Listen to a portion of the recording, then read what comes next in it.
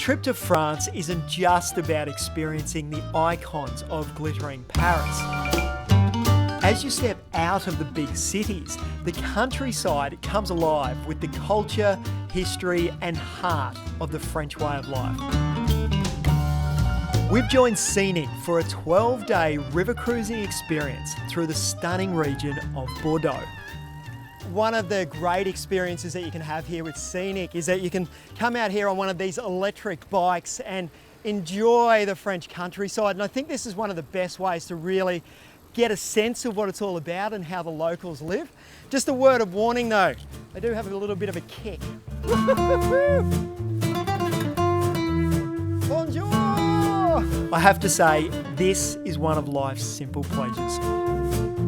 With the wind in your hair and the smell of grapes ripening in the vineyards, the French passion for wine is impossible to ignore.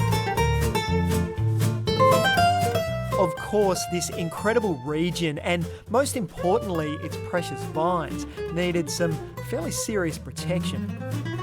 So they employed a genius engineer by the name of Vauban, whose role it was really to fortify France. This citadel here in Bligh was one of his masterpieces, and it kept those nasty invading English off to the west and those lovely baguette-eating French folk protected and safe off to the east. But I mean, who in their right mind would want to go up against this?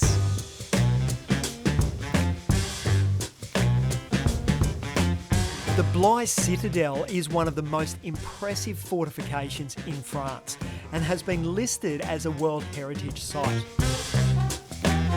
It's kept Bordeaux safe since the 17th century, and it's now one of her most visited attractions. With Bordeaux's rich history in wine, it makes sense that one of the world's most famous drops calls this area home. The town of Cognac is our next scenic stop. My guide Francois gives me the tour around Chateau De Cognac. Its starring role in the town's history dates back over 1,000 years.